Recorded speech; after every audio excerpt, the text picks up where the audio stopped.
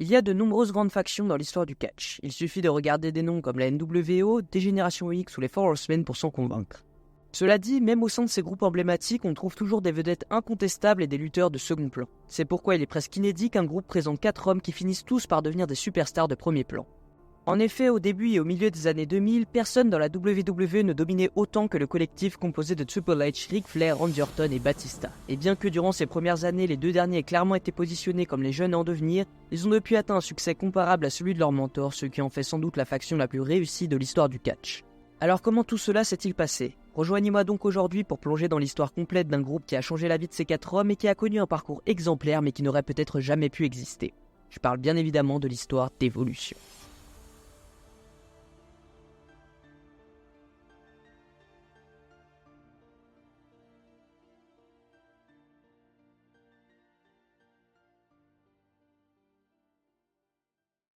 Mais d'abord, un peu de contexte. À la fin des années 90, plusieurs superstars de la WWE ont connu un essor, les plus grands étant généralement considérés comme Stone Cold Steve Austin, The Rock, Mick Foley, Kane et Triple H.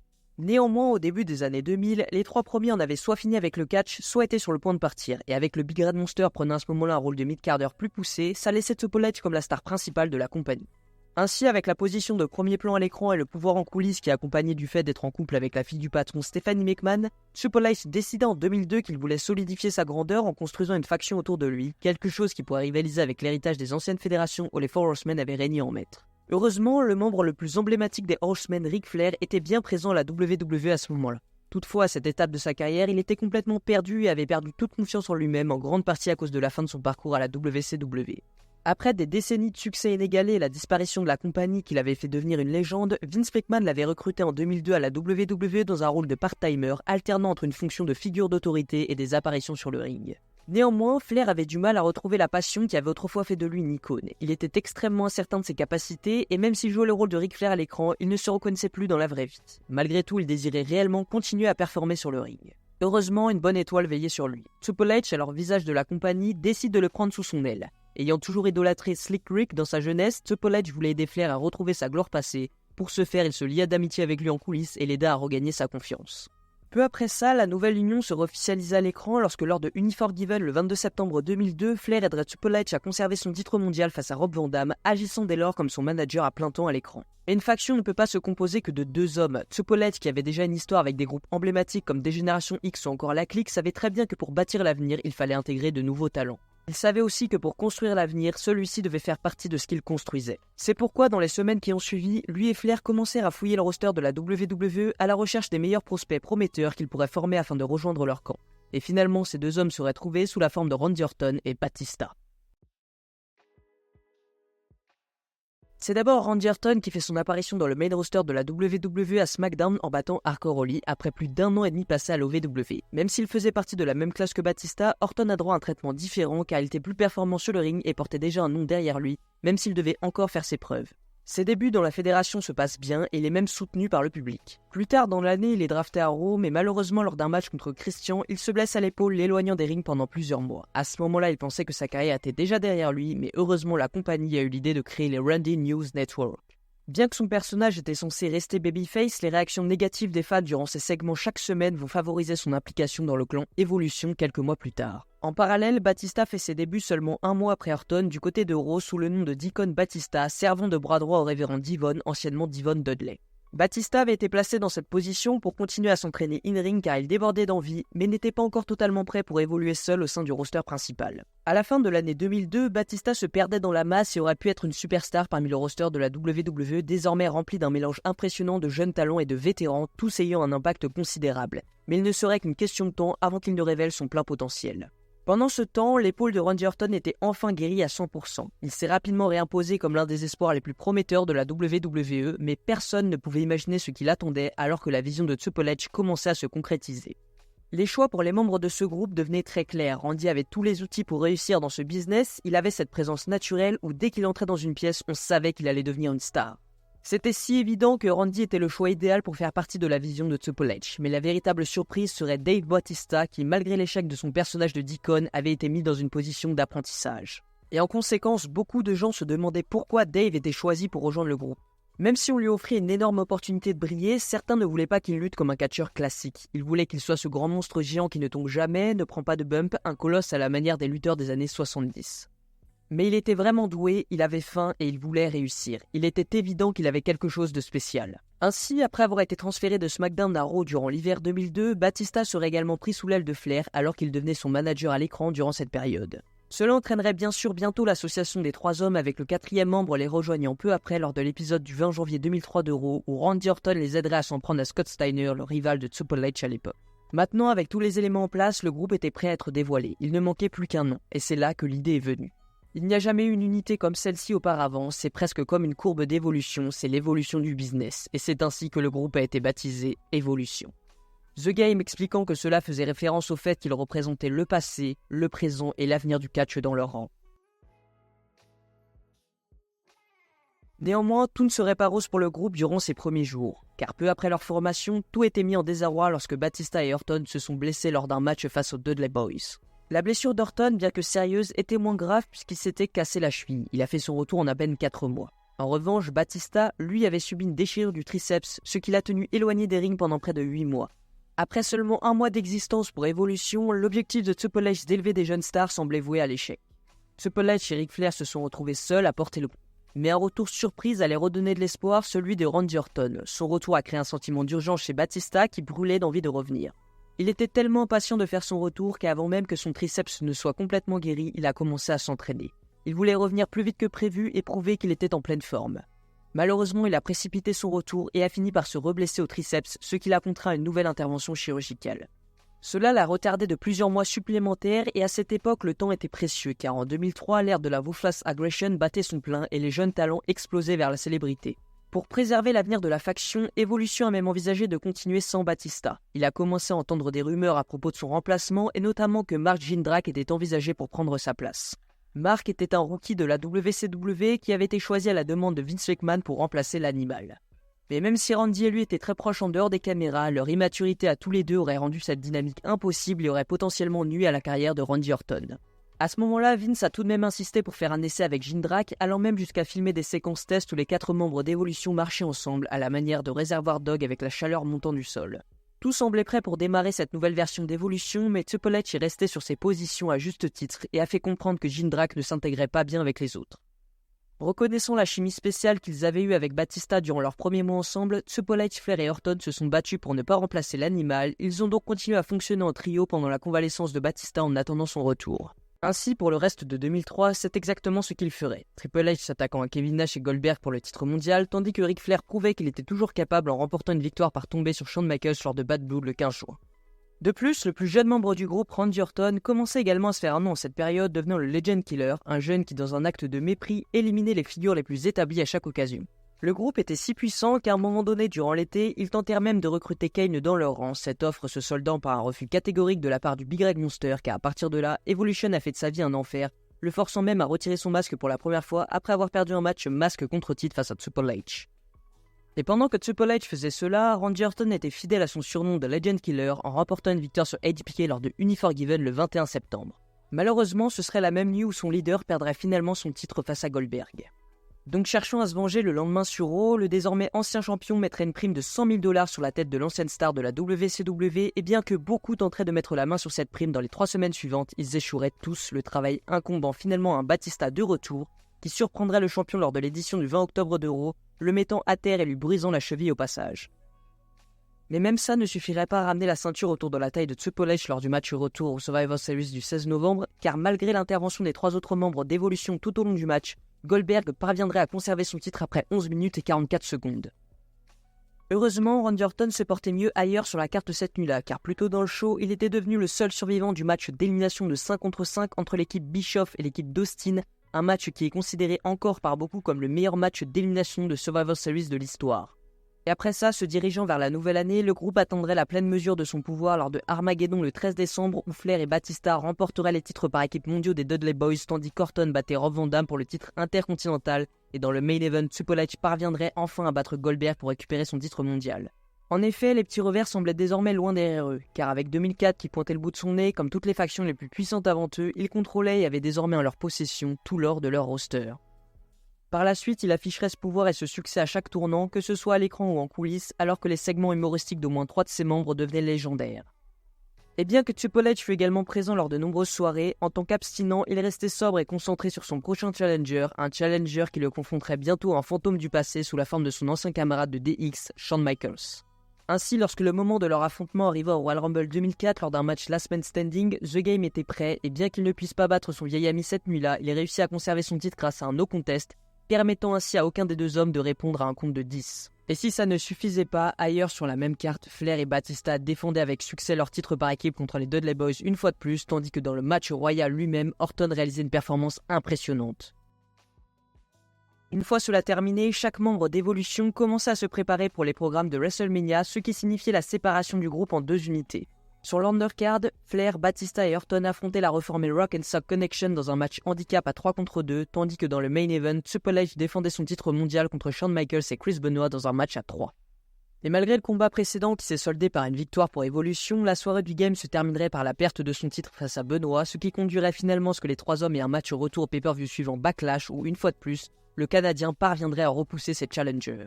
Alors peut-être que voyant son leader qui commençait à fléchir, Randy Orton a saisi cette occasion pour se hisser à un niveau supérieur. Lors de ce même pay-per-view Backlash le 18 avril, il a à ce moment-là probablement le meilleur match de sa carrière en affrontant Cactus Jack dans une bataille hardcore. Bien qu'il ait fini par gagner et conserver son titre intercontinental à la fin, tous les coups et la violence qu'il a subie et qu'il était prêt à encaisser tout au long du match lui a valu un nouveau respect de la part de ses pairs et des fans. En effet, à ce stade, il semblait que le Legend Killer était en passe de devenir la prochaine grande star de la compagnie et il n'était donc qu'une question de temps avant qu'il ne défie Triple H pour la direction de la faction. Et donc, prenant connaissance que ce moment approchait, Orton a lentement gravi les échelons en solo en attendant de pouvoir défier Benoit pour le titre mondial poids lourd. Néanmoins, avant qu'il ne puisse faire ça, Benoit a eu un autre succès sur Evolution quand après avoir fait équipe avec Edge, il a pu prendre les titres par équipe mondiaux des mains de Ric Flair et Batista. Et comme si cela ne suffisait pas, le 11 juillet lors de Vengeance, la Rated R Superstar a également battu Orton pour son titre intercontinental après plus de 6 mois de règne, laissant la faction sans aucun titre pour la première fois depuis le début de l'année. Il était alors clair que quelque chose devait être fait pour les remettre au sommet, et Triple H commencerait à faire des progrès à ce sujet lorsque lors de l'épisode du 26 juillet de Raw, il affronta à nouveau le Canadian Crippler pour le titre lors d'un match à Iron Man. Mais ce qui rendait ce match encore plus intéressant, c'était que plus tôt dans la même soirée, Orton avait remporté une Battle Royale qui faisait de lui le prochain prétendant à ce même titre, ce qui a conduit à un scénario potentiellement intéressant où les deux membres de la faction pouvaient se retrouver face à face à SummerSlam en août.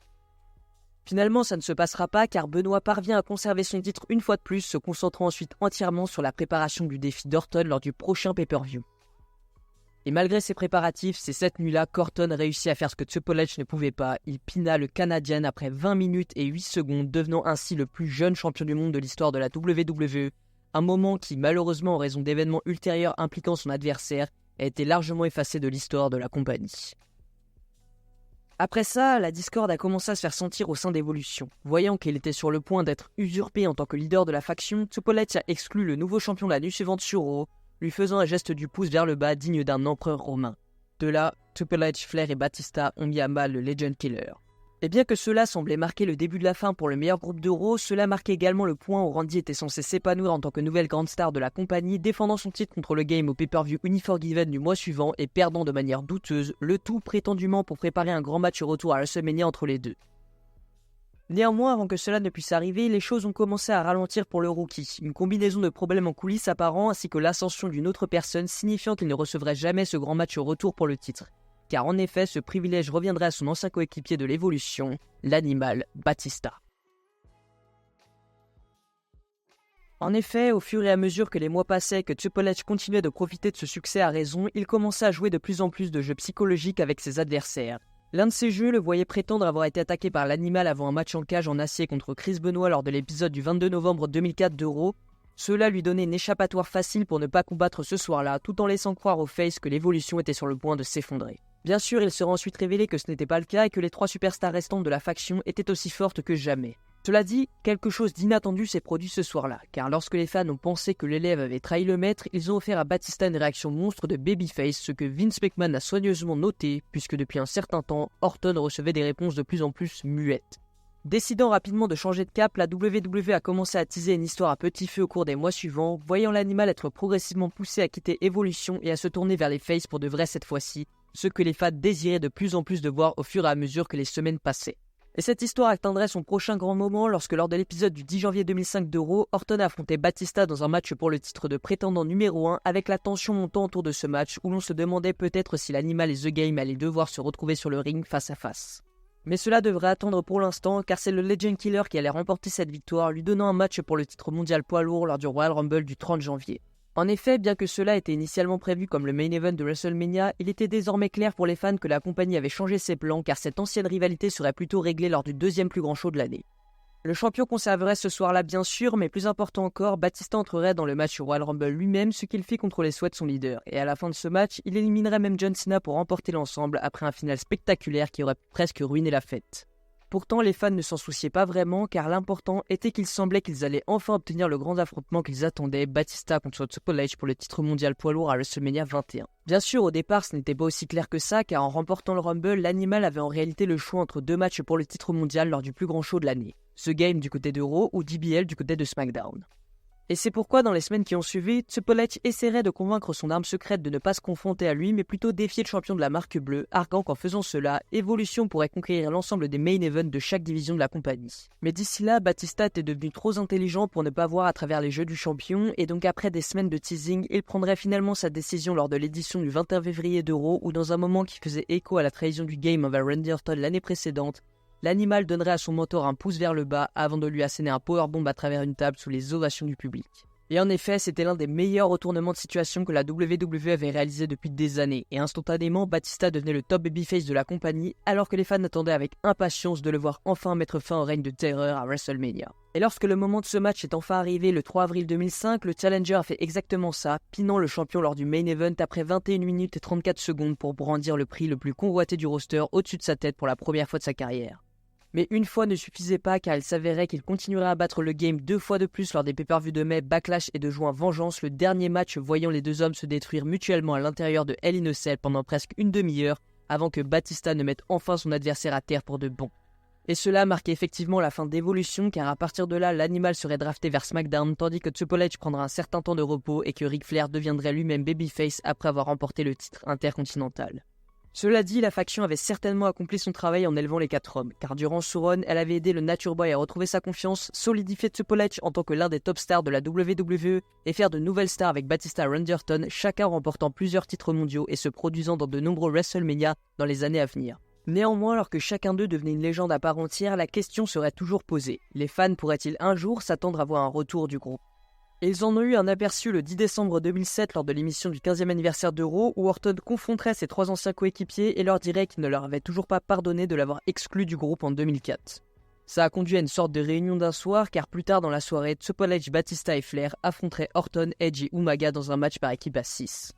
Mais ce n'était que l'histoire d'une nuit et ce n'était pas ce que les fans voulaient vraiment voir d'une réunion. Bien sûr, ils ne l'obtiendraient pas avant 2014 lorsqu'après avoir quitté la compagnie pour se lancer dans une carrière cinématographique, l'animal reviendrait lors du Royal Rumble de cette année-là, apparemment pour remporter le match éponyme et jouer le grand adversaire babyface contre Randy Orton lors du WrestleMania 30 à venir. Bien sûr, à ce moment-là, c'était l'année de Daniel Bryan, et lorsque Batista remporte le Rumble face aux favoris du public, cela le transforme instantanément en le plus grand heel de la compagnie, ce qui força la WWE à changer les plans à la dernière minute, faisant de tout cela un match à 3 à WrestleMania où Bryan finirait par faire taper l'animal pour remporter le gros lot. Néanmoins, à la suite de ça, Batista et Orton resteraient alignés, et comme le Legend Killer était déjà membre du clan de l'autorité de Triple H à ce stade, ça laissait une ouverture pour que les 3 hommes soient réunis une fois de plus. C'est ainsi que lors de l'épisode du 4 avril 2014 de Raw, il reformait Evolution une fois de plus, visant à éliminer les nouveaux venus, The Shield. Et ça conduirait à 2 matchs par équipe à 6 absolument exceptionnels dans les mois qui suivraient, car lors des événements Extreme Rules et Payback en mai et juin respectivement, les légendes mettront en avant les jeunes Arms of Justice, Ric Flair faisant même un retour à l'écran à un moment donné pour tourner le dos à ses anciens coéquipiers et donner son soutien personnel au babyface. Mais malgré le fait qu'il y a encore beaucoup de potentiel dans le retour à ce stade, les choses seraient finalement écourtées lorsqu'après le deuxième match contre le Shield, Batista demanderait une chance au titre de la WWE de Daniel Bryan qu'il n'a jamais eu, ce qui sera ensuite refusé et utilisé comme excuse kayfabe pour le départ de l'animal de la compagnie une fois de plus. Après ça, les choses sombreraient de nouveau dans l'obscurité pour la faction jusqu'à l'épisode 1000 de SmackDown le 16 octobre 2018 où les 4 se réuniraient pour un segment sur le ring qui servirait finalement à teaser le programme de WrestleMania entre l'animal et The Game l'année suivante. Car en effet, d'ici là, Batista avait décidé de prendre sa retraite. Mais avant ça, il voulait une dernière chance contre son ancien ami et mentor Triple H. Une storyline basée sur le fait qu'il n'avait jamais réussi à le battre au cours de sa carrière. Et après que Triple H soit parvenu à enfin venir à bout de l'animal avec l'aide de son ami Ric Flair, Batista retirait ses bottes pour de bon, revenant à son travail d'acteur à Hollywood. Et cette bataille marquerait également malheureusement le dernier match de WrestleMania pour Triple H qui prit sa retraite subitement suite à un problème de santé et avec Ric Flair ayant depuis longtemps pris sa retraite également. Ça a laissé Randy Orton comme le seul membre actif d'Evolution encore en activité, continuant à porter le flambeau de ce que la faction représentait. Notamment en ayant été aux côtés de Matt Riddle pendant son run dans le roster principal, puis désormais en continuant à faire évoluer la future génération. Et finalement, c'est de ça qu'il s'agissait, construire pour l'avenir, ce qui est probablement la principale raison pour laquelle, toutes ces années plus tard, le groupe est encore aussi bien mémorisé. Alors qu'il n'y ait plus de mystère à ce sujet, car avec 100% de leurs membres étant des légendes absolues de l'industrie de la lutte et des membres facilement admissibles au Hall of Fame, il est facile de soutenir que même comparé au run des Four Horsemen et de D-Generation X, Evolution pourrait tout simplement être la plus grande faction de tous les temps. Et voilà les gars, la vidéo est terminée, ça me tenait vraiment à cœur de la faire parce que chaque personne qui est dans cette vidéo, je les aime, enfin c'est des catcheurs à part entière, ça me tenait vraiment à cœur de la faire. Je vous remercie de m'avoir écouté, n'hésitez pas à mettre un like, partager la chaîne et commenter, c'est très important. Et d'ici là, je vous dis à la prochaine pour une autre histoire, c'était Vince, merci à tous.